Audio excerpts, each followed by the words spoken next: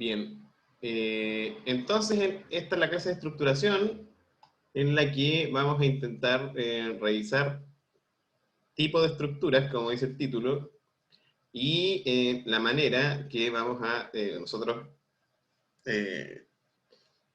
contar para analizar estas distintas estructuras desde lo que conocemos, ¿cierto? Que son vinculaciones, esfuerzos internos y el comportamiento en cuanto a esas configuraciones que nosotros podemos conformar con estos parámetros, ¿cierto? Es decir, elementos, vinculaciones y los esfuerzos internos que se generan a partir de las solicitaciones y de los, evidentemente, de las reacciones que ellas implican. Entonces, evidentemente que en esta sopa aparece el término de vinculación como fundamental, porque una viga va a depender eminentemente de estas vinculaciones y de las solicitaciones que estemos aplicando para obtener sus esfuerzos internos, ¿cierto? Entonces los esfuerzos internos van a variar según nosotros acondicionemos a los apoyos, ¿cierto? Y las vinculaciones de los elementos para conformar nuestra estructura. Es menos enredado de lo que suena. Bueno, entonces vamos a leer un par de párrafos para que ustedes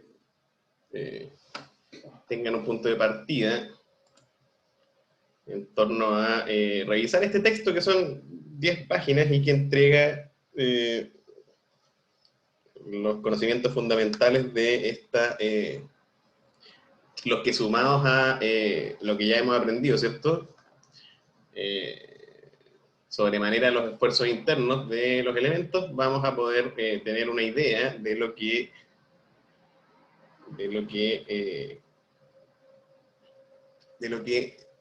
necesitamos para estructurar nuestra forma, ¿cierto? Arquitectónica.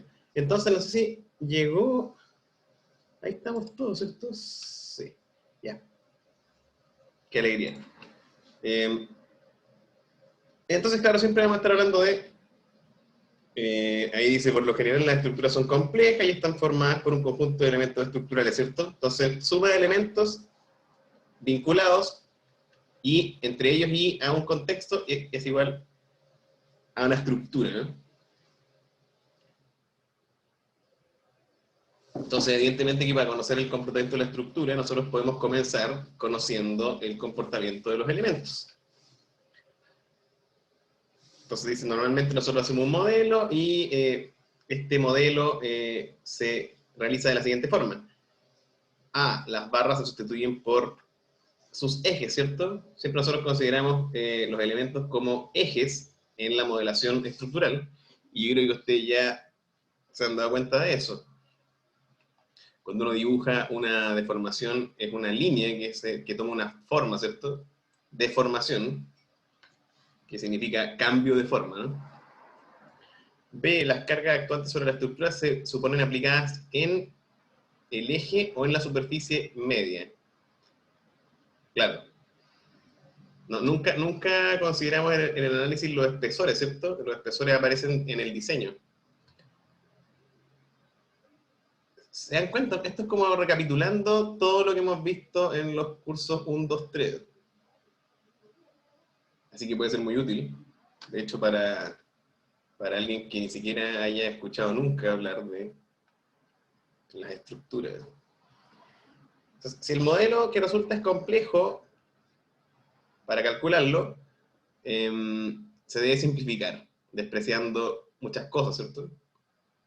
Entonces siempre está lo que les decía en la clase anterior, ¿no? Ese tira y afloja entre la verosimilitud del modelo y la resolución. Porque mientras más verosímil y apegado a la realidad sea el modelo, más difícil o complejo va a resultar resolverlo, ¿cierto? Es decir, conocer mediante el análisis el comportamiento de los elementos. está claro, ¿no? Por eso nosotros vemos con suerte vigas simplemente apoyadas y ya cuando tenemos más restricciones que grados de libertad, ya se nos complica, ¿cierto? En eso que llamamos estructuras hiperestáticas. Entonces tenemos sistemas uniaxiales, que son todos estos con barras, ¿cierto? Barras conectadas, que son los que estamos viendo en la pantalla. Y que están las cerchas, bueno, enrejado plano, ¿se fijan? Marcos, arco, y los que componen en el fondo los planos de una estructura, ¿cierto? Porque eminentemente uno siempre analiza fundamentalmente planos estructurales que van componiendo la espacialidad. Voy rayando de repente. Entonces, claro, lo que les digo son estos elementos planos, los que van a conformar evidentemente las caras de estos de estas estructuras espaciales, ¿cierto? Y que como se fijan, ya está ahí dibujado siempre, o sea, se hace referencia desde el comienzo a las vinculaciones, ¿cierto?, entre los elementos. Y si bien ahí no se dibuja, puede que esté rotulado o no rotulado, y etcétera. Sigamos con el ratón. Ratón, pero hay que rayar esta cosa un poco rara. Ratón. No puedo. Entonces ustedes pueden escoger siempre para estructurar, esto es otra parte importante de la clase, de esta clase de estructuración, de un catálogo, ¿cierto?, de estructuras que ha desarrollado el campo del conocimiento en torno a las estructuras, ¿cierto? Estos se comportan de manera que ustedes pueden usar. Es decir, si ustedes quieren salvar una luz cualquiera, siempre se recomienda utilizar una cercha, ¿cierto?, cuando las luces sean mayores a, qué sé yo, 2-3 metros, ya quizá vamos a escoger una cercha en vez de... Ahí vuelve. Si de pronto tiene un bache la conexión, ¿no?, pero nada que nos vaya a hacer retroceder. Así que ahí estamos compartiendo de nuevo. Y lo milagroso es que el video es continuo, así que no es tan pavoroso como alguien podría pensar. Así que esos son los sistemas planos. Después tenemos sistemas laminares. En los elementos de estas estructuras hay una dimensión que es mucho mayor que las otras dos, como por ejemplo un muro o una losa, ¿cierto?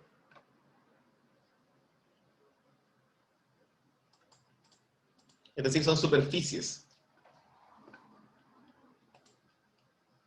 Y aquí están todos los tipos de placas, ¿cierto?, láminas, que se diferencian de las otras porque en los otros teníamos elementos barra, ¿cierto? Acá tenemos elementos planos. Y finalmente las estructuras macizas, que eso no nos va a importar mucho porque, como dice, están formadas por elementos cuyas tres dimensiones son comparables, igualmente importantes. Ya no quedan muchas de esas, solo bajo tierra, ¿cierto?, es lo que uno conoce como fundación.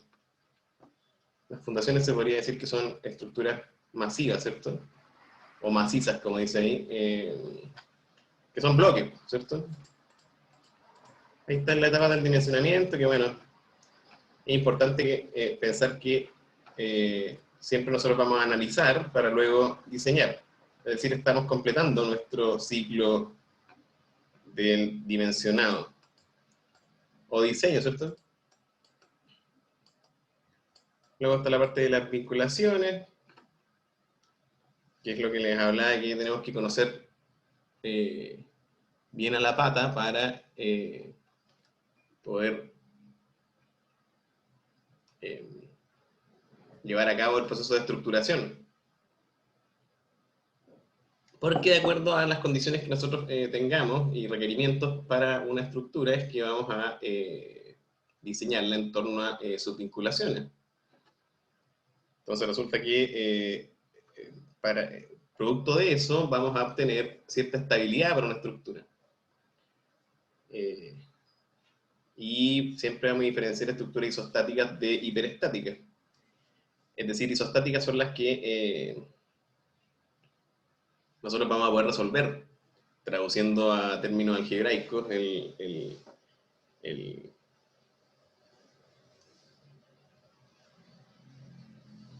porque esta definición que está acá, que dice isostáticas tienen el mismo número de vínculos internos o externos para que el sistema no sea mecanismo.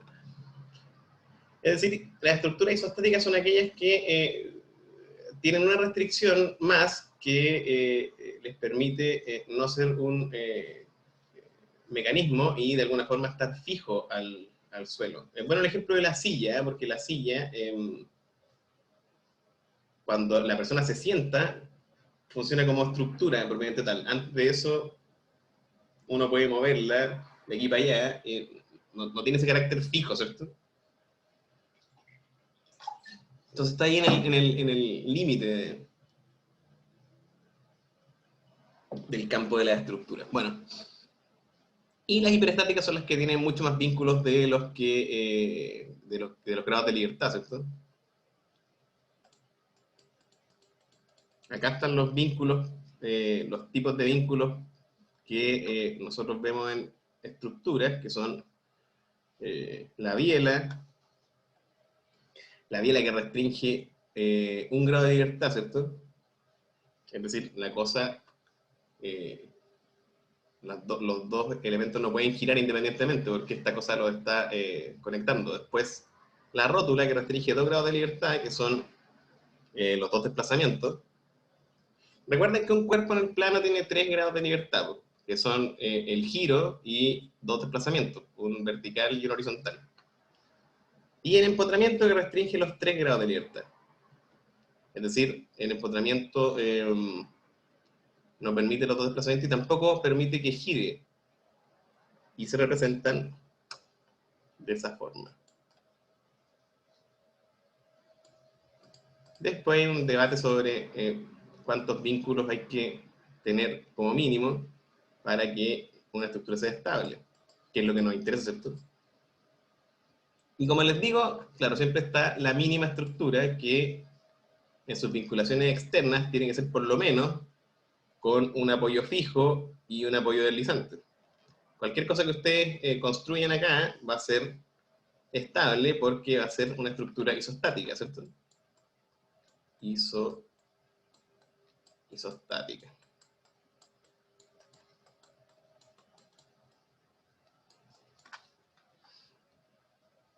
Que son las estructuras que, como les digo,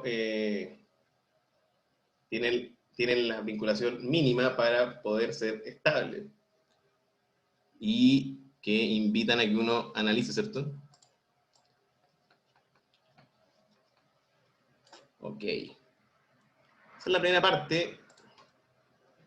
Después creo que empieza claro. Dice filosofía de estructuración. Acá se pone un poco más latero, pero vamos a revisar esta famosa filosofía. A ver si me esperan un segundo.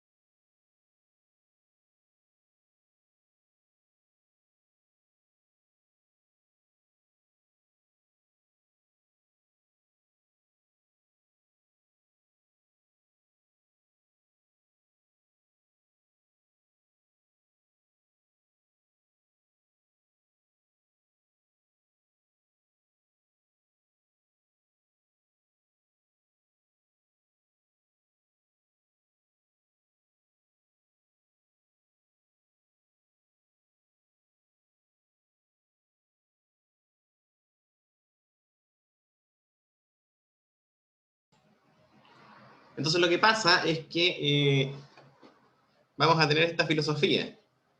Entonces, esto de alguna forma sirve de introducción a lo que vamos a ver sobre la norma sísmica chilena, ¿cierto? En la próxima clase. Dice, aquí se revisarán algunos aspectos generales y la práctica actual del diseño sísmico, bla, bla, bla, bla. Entonces, ¿qué es lo que busca la filosofía de diseño? Busca no que la estructura no presente daño, sino que quizás al contrario. Entonces, en primer término, debe prevenirse daños no estructurales para movimientos de baja intensidad. 2. Debe prevenirse el daño estructural que puede ocurrir en sismos de intensidad media o moderada. Y finalmente, debe evitarse el colapso o los daños severos debido a sismos ocasionales de alta intensidad. Es decir, si se fijan, decir que debe evitarse el colapso o daños severos significa que podemos aceptar como admisibles daños en elementos estructurales, ¿cierto? Estos sismos son de baja probabilidad de ocurrencia durante la vida útil de la estructura y así puede ocurrir quizás a lo más una vez durante esta, ¿cierto? Es decir, para sismos de baja intensidad, el diseño sísmico debiese responder de manera que no se presenten daños, pero para sismos de alta intensidad, que ocurren muy, qué sé yo, ahí dice la norma, una vez en la vida útil del edificio, qué sé yo, cada 40 años, la estructura de proveer resistencia tal que no colapse solamente, es decir, que permita evacuar, pero posiblemente con daños de tal magnitud en la estructura que esta se tenga que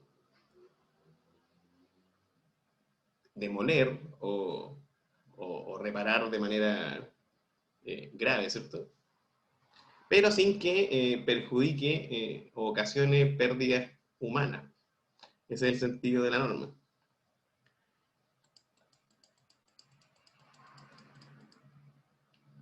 Entonces los elementos de la estructuración sísmica son los marcos rígidos y los muros, ¿cierto? Tenemos ciertos materiales que nos van a permitir construir edificios. Bueno, de a poco la madera se ha ido metiendo, pero principalmente es acero, albañilería y hormigón armado. Los materiales que nos sirven sobre todo para más allá de los 4 pisos, ¿cierto? Hay que usar entonces acero y hormigón armado.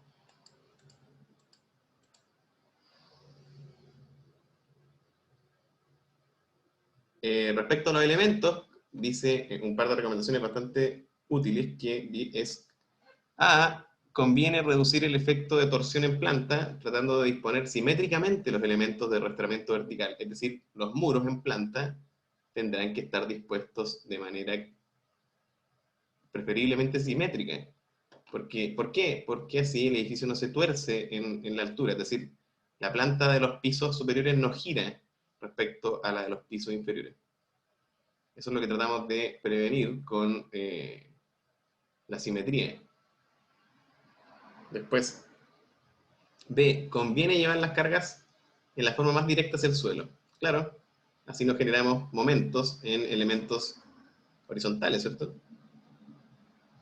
Ahí dice, no conviene hacer caer una columna sobre una losa o viga. Siempre conviene que las columnas y los muros caigan en columnas y muros. C, deben evitarse voladizos de gran luz. Que siempre es la tentación del diseño moderno, ¿cierto? Desde que apareció el acero y el hormigón armado, siempre está esta tentación del voladizo, de que las cargas vuelen. Porque se puede, básicamente, pero se somete la estructura a grandes esfuerzos. Y deben usarse materiales livianos, tanto estructural como no estructural. La fuerza sísmica es proporcional a la masa, ¿cierto? Entonces siempre es sano alivianar la estructura. Después hay sistemas, ahí están los nombres, ¿cierto? Formas resistentes, marcos, muros, arrastramiento, dintel. Evidentemente que dos muros uno al lado del otro van a funcionar solidariamente si es que el vano es adintelado, ¿cierto? Es decir, que arriba de la puerta haya una viga.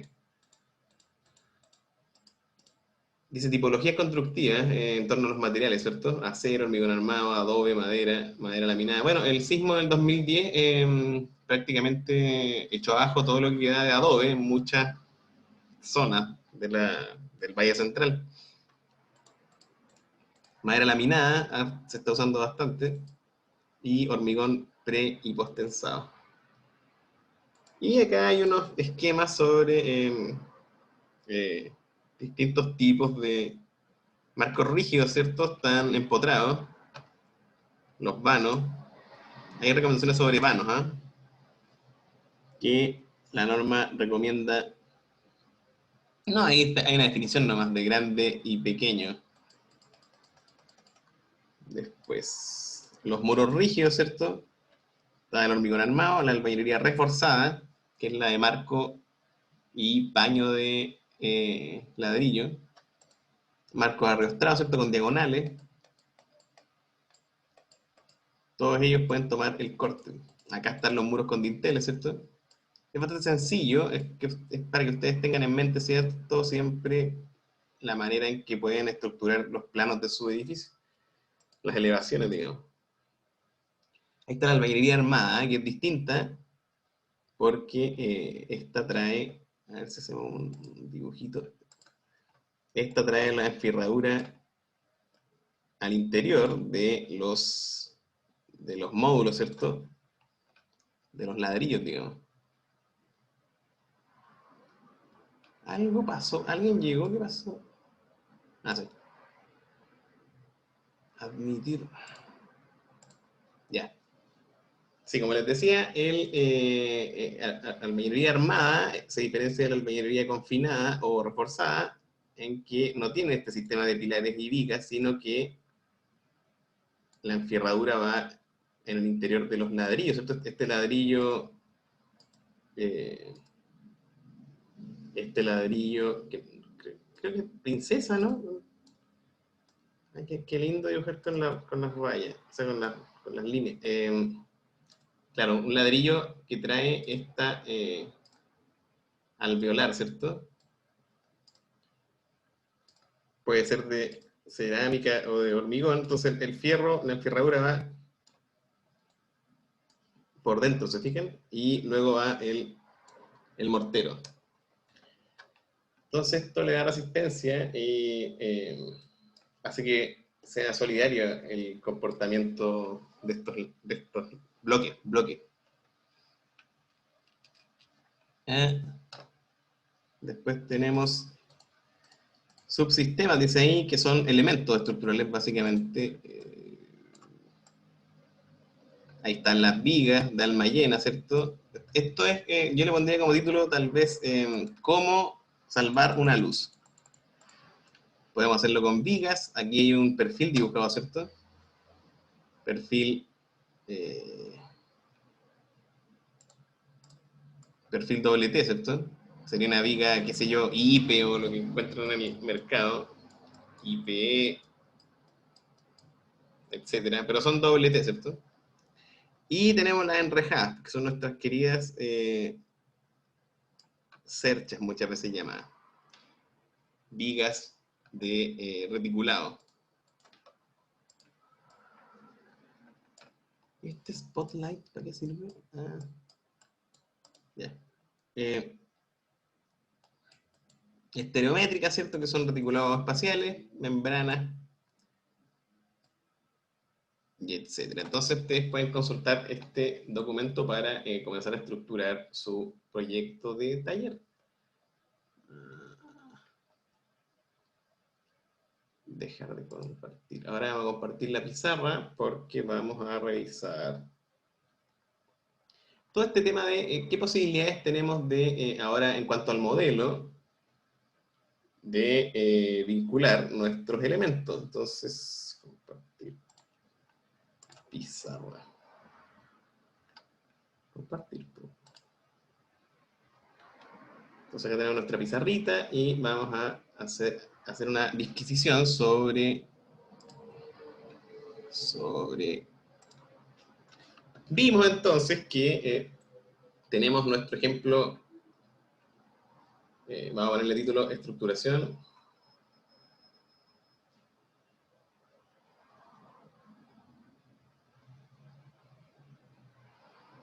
Estructuración, dos puntos, vínculos y esfuerzo. Evidentemente que siempre está detrás de todo esto la solicitación, porque siempre es bueno decir que sin solicitación no hay esfuerzo, ¿cierto? No hay reacciones, no hay nada. Entonces, para que la estructura funcione, o que para que trabaje, hay que someterla a, es decir, cargarla, solicitarla. Entonces tenemos nuestro ejemplo más sencillo, la famosa viga simplemente apoyada, que es yo le digo sencillo, pero también podría decirle que es el primero. Es la primera estructura. Y podemos pensar que está ahí exigida por su peso propio, ¿cierto? Ya sabemos entonces que va a tener estas tres reacciones y que eso va a implicar que su comportamiento va a ser este, ¿cierto?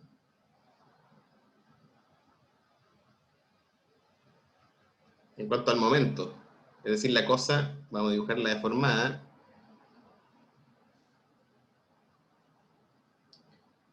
La deformada va a tener un máximo en el centro, ¿cierto? Que es donde se produce el momento máximo. Ahí está la deformada. Entonces, ¿qué se quiere decir con eso? En primer lugar, que el objetivo de este módulo es que ustedes comprendan que el comportamiento, vamos a anotarlo, el comportamiento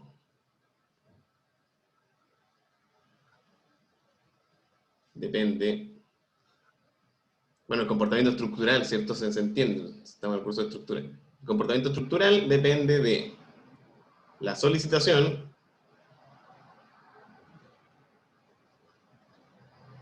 en este caso, vamos a dar ahí Q, ¿cierto? Las vinculaciones,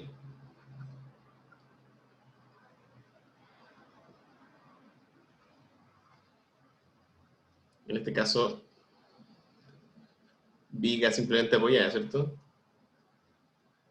Que se traduce a un apoyo fijo, que es este, ¿cierto? Fijo más deslizante.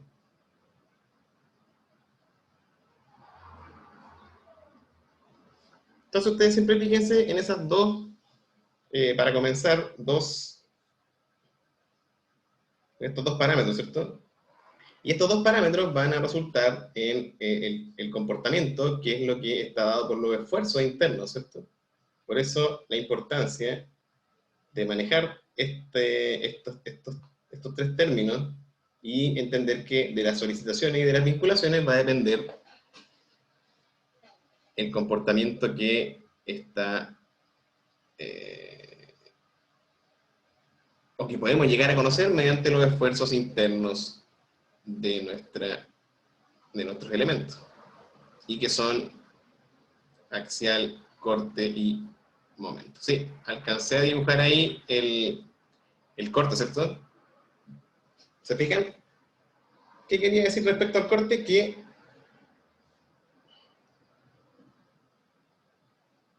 esta relación es importante. Pueden ustedes recordarla cuando, vamos a darla acá mejor. Harto color salió. Dice, la relación corte-momento. Cuando, es una frase típica, ¿eh? Cuando el corte es cero.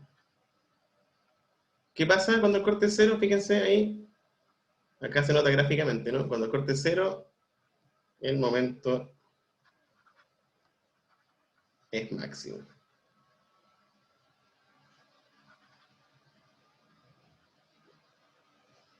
Es de los aforismos más claros de la teoría de la estructura. Entonces, claro, tenemos esa posibilidad y tenemos otra posibilidad que es que nuestra viga simplemente apoyada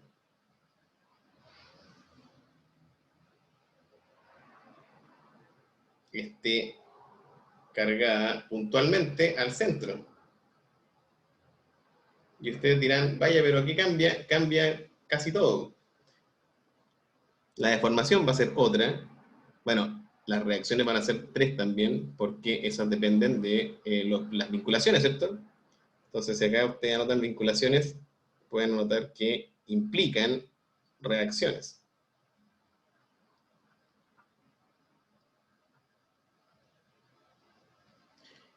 Y a su vez las solicitaciones varían, en su variación van a cambiar la deformada. Y evidentemente que, como hemos dicho, los dos parámetros van a cambiar los esfuerzos internos. Entonces, nuestra viga cargada al centro con una carga, una fuerza puntual P, va a tener otra deformación. Similar, también va a ser máxima al centro, pero la forma va a ser otra. Y esa forma está dada por la expresión de la elástica, que nos dice que el monoelasticidad del material por la inercia de la sección y por la deformación vertical, digamos la segunda derivada, aquí se pone complejo, quizá en mucho va a ser igual a la ecuación de momento de nuestro elemento. Entonces, si nosotros resolvemos esa ecuación diferencial, vamos a obtener la forma. Y como les digo, esta forma es una forma, pongámosle deformada vertical producto de Q, y deformada vertical producto de P. A ustedes que les quede que grabado solamente que son distintas. Y el momento, si fíjense que la deformada depende directamente del momento, ¿cierto? El momento acá es así. Porque sabemos que el momento máximo de la viga simplemente apoyada es con una carga FL partido por 2, si es que L es la luz de la viga, ¿cierto? Claro que sí, porque las reacciones son P partido por 2 y P partido por 2, entonces P partido por 2 por L medios es el momento máximo que ocurre, ¿cierto? En la sección del centro. ¿Se fijan? Y el corte es P partido por 2, P partido por 2, ¿cierto?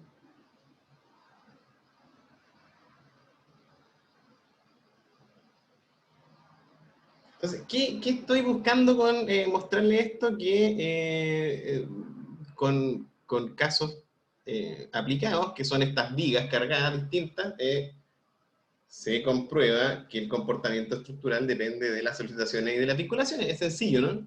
Lo que busca y que ustedes deben tener en mente la estructura, porque si se fijan, una viga que tiene una carga puntual en el centro, ¿qué puede ser? Viene siendo una viga que eventualmente tiene otra viga, ¿cierto? Apoyada en su sección central, que es un ejemplo clásico de estructuración de entramados de piso y envigados, ¿cierto? Para sostener los usos, cargas habitacionales, etc.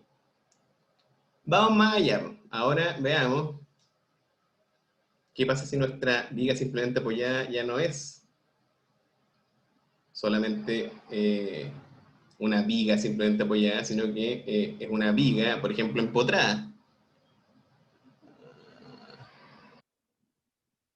O antes de eso, vamos a ver una viga que tiene misteriosamente un apoyo central.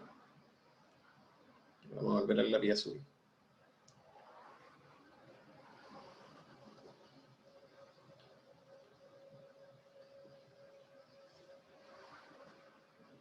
Esta viga.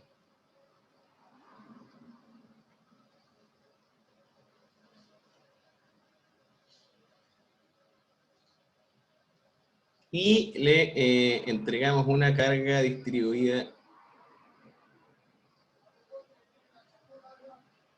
Q también. Entonces, ¿qué me pueden decir ustedes? Bueno, en términos de diagrama de cuerpo libre, vamos a tener una vertical y una horizontal y después dos verticales más, reacciones, ¿cierto? Entonces, ya ustedes sospecharán cuál es el problema. Tenemos que esta es una viga hiperestática.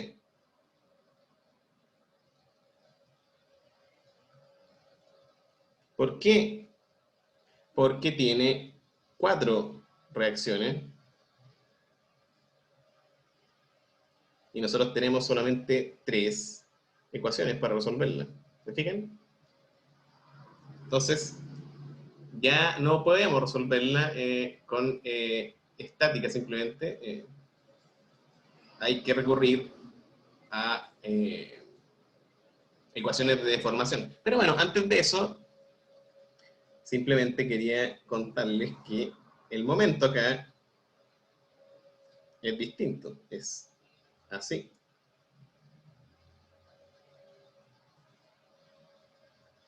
Es decir, el apoyo central induce que el comportamiento se invierte en la sección central y vamos a tener momentos positivos en los vanos, ¿cierto? Llamémosle vanos a estos dos, L partido por 2 y L partido por 2, y vamos a tener un momento negativo. Se llama negativo porque simplemente está traccionando la parte superior, es el opuesto al momento positivo. Y ocurre siempre sobre la viga, ¿cierto? Es decir, en los apoyos centrales hay momentos negativos. Y quería dibujarles la deformada, porque si se fijan, la deformada es bastante ilustrativa de lo que estoy hablando en la relación momento deformada. ¿Eh? Si se fijan, se está traccionando acá, se está traccionando acá, en cambio al centro se tracciona arriba. Eso es importante verlo porque se va a traducir a la característica material también. Creo que va a ser bueno que ustedes vean desde ya que en una viga de hormigón armado va a ser conveniente poner el acero en estas secciones, en las inferiores de los vanos y en las superiores de los apoyos. ¿Se fijan? Esas son implicancias del comportamiento estructural y que este comportamiento depende de la estructuración que nosotros demos, porque nosotros somos los que apoyamos los elementos y construimos la estructura. Tercer ejemplo, lo que les decía, una viga en voladizo. Claro, la filosofía estructural que revisamos recomienda no voladizo, pero siempre van a haber voladizos en la estructura, ¿no? Que si el ejemplo más pedestre puede ser un balcón. Va a ser tan largo como queramos, pero realmente ese queramos va a depender de las posibilidades materiales, de los límites de resistencia. Entonces, ¿cómo es la deformada de esta cuestión? O partamos con el diagrama de cuerpo libre, ¿cierto? Esta cosa tiene dos reacciones, vertical y horizontal, y tiene un momento.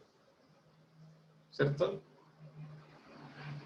El famoso momento, que es en la reacción que induce al impedir el giro del empotramiento, ¿cierto?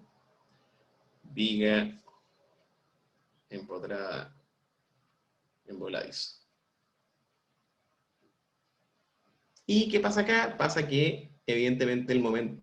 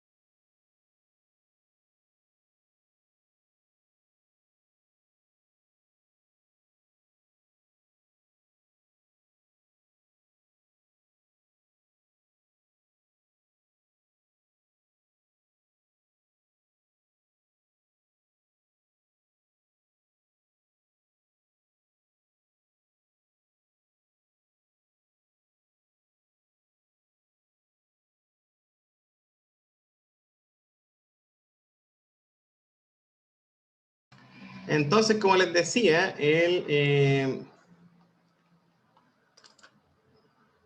claro, sí, voy a tener que empezar a usar el Paint en vez de la pizarra porque cuando pestañea pierde, digamos. Y vamos en que, claro, está dibujando el momento de esta viga empotrada en voladizo, ¿cierto?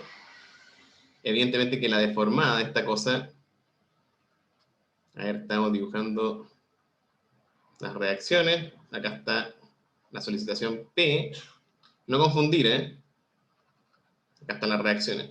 Esta cosa se deforma así. Al principio no tiene deformación, ni gira, ni se deforma, o sea, tampoco se traslada, pero su deformación máxima evidentemente está en el extremo libre, ¿cierto? Y el momento es máximo en el empotramiento. Decimos que el momento es negativo porque se tracciona por arriba, fíjense. Esa es la convención. Ahora, ¿qué pasa si nosotros nuestra viga, aquí es cuando uno empieza a jugar, ¿cierto? Puede estar empotrada y apoyada. Y la cargamos con una fuerza distribuida Q. ¿Qué va a pasar acá? Eventualmente esta cosa se deforma así.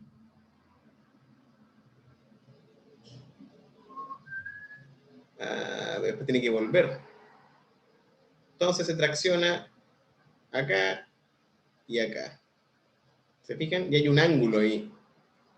Y la deformación máxima va a estar en algún punto a la derecha del centro, ¿cierto?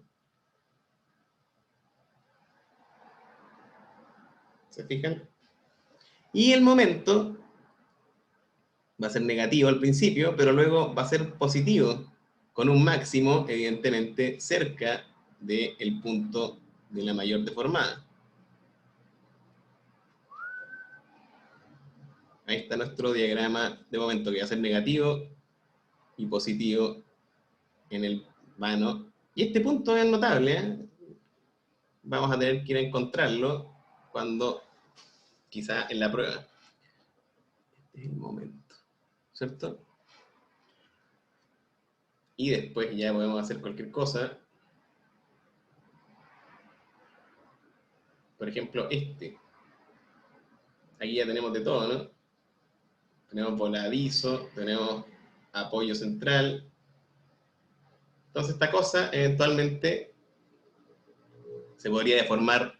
Acá ya empieza la complejidad, ¿cierto? Porque esta cosa aquí va a bajar y esta carga Q podría ocasionar eso, ¿cierto? No se deforma, no se deforma, se empieza a deformar por la carga Q, después tiene que volver al apoyo y después baja. Entonces nuestro momento va a ser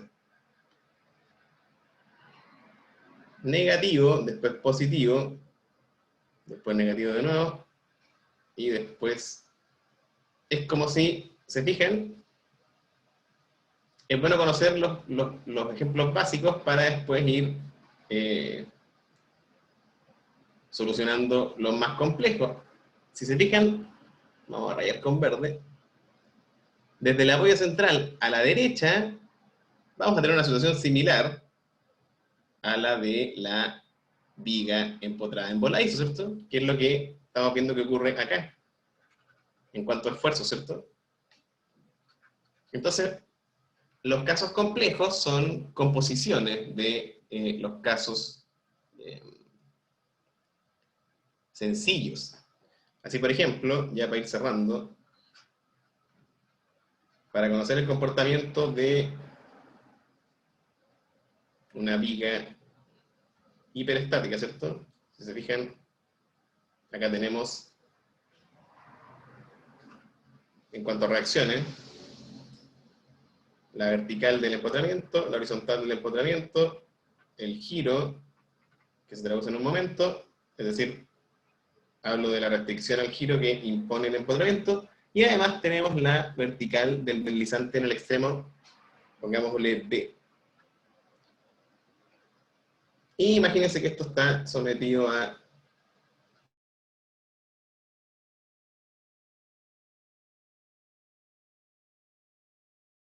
vamos a ir terminando ya para no darle más rienda suelta a los cortes del internet. Vamos a entonces terminar con lo que les decía yo de la composición de efectos.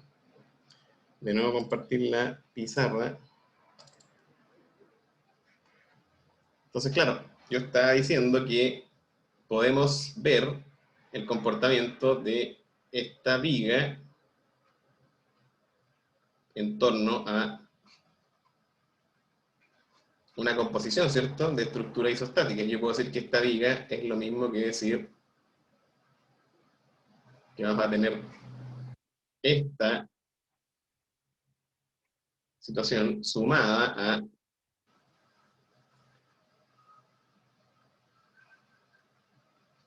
esta.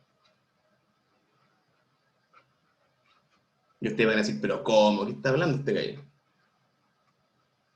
Es muy sencillo.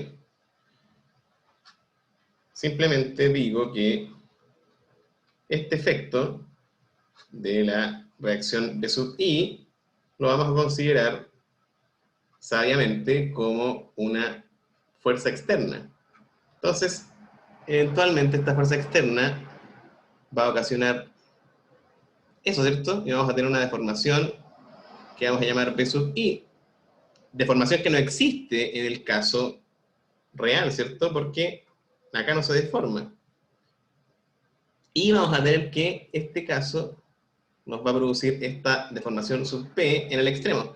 Entonces, si se fijan, como yo sé que la deformación en B, esta deformación en B original es 0, entonces mis deformaciones virtuales D sub P menos D sub BI va a ser igual a 0. Entonces aquí hay una potente conceptualización en lo que llamamos método de composición.